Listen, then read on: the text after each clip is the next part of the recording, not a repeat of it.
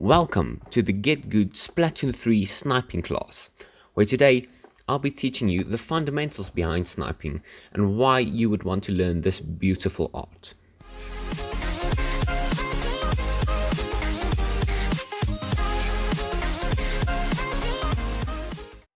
I'll be breaking up this video in 3 parts: why snipe, how to snipe, and where to snipe.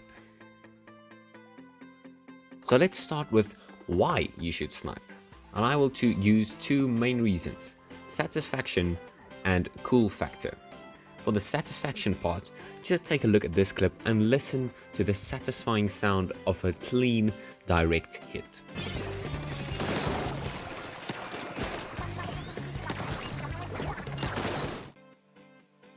And now the cool factor. A good sniper is a cool person. Ask anyone you know that snipes. If you're good, you're appreciated and you're cool. And you are also an immense asset for your team in keeping the odds balanced in your ways so that your team can continue winning and obliterating the other team. Okay, next up is the how to snipe. If you're not a complete noob and you at least know how to snipe, just skip to the timestamp that I'm showing down here so you can continue on with the video without being bored. Anyway, let's continue. So you just bought your first sniper, but you don't know how to use it. Well, when you start in the lobby, just hold down the ZR button and wait till the little circle that appears is fully charged. Release it, and that's how you fire the charger.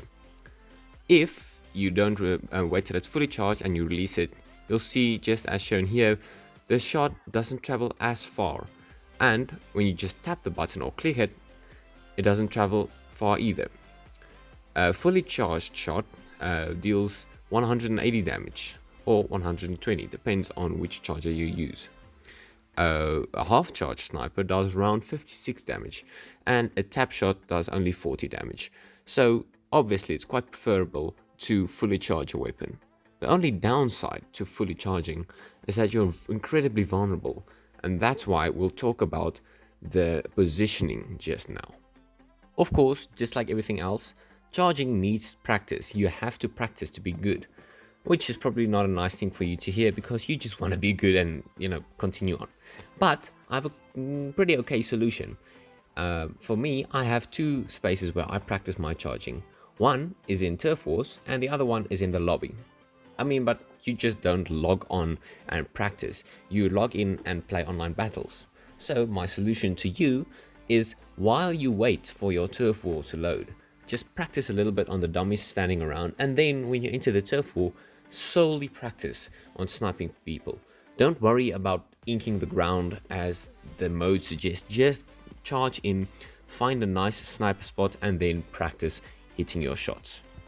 There is a very nice exercise video made by the YouTuber named Lai, and I'll link the video in the description so you can check out the practices that they recommend to you. So yes, you just learn how to snipe, and you know that when you fully charge your shot, you are quite vulnerable to opponents' ink and their shots.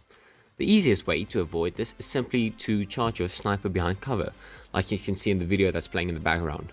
I just stand behind a barrier or a block and so on, I charge and then I pop out. Hello, sorry to bother you in the middle of the video. One quick question I ask of you. Just quickly exit the full screen and click that little red button to turn it grey so I can feel good about myself and you can get notifications about when I upload another sniping video for you to become a better sniper. Thank you so much, enjoy the rest of the video. So, how do you identify a spot where to stand in the turf wars? Well, it's pretty easy. Choose a spot where you are definitely behind cover, or can hop back into cover if you're out in the open. Also, choose a spot that is usually higher up than the normal bit of the stage, not flat on the ground, a little bit higher up. The perfect example can be Eel Tail Alley, where you'd preferably stand on top of the bridge instead of on the ground below the bridge. The same YouTuber I just mentioned, Lai, also has a nice video outlining all the perfect positions for sniping.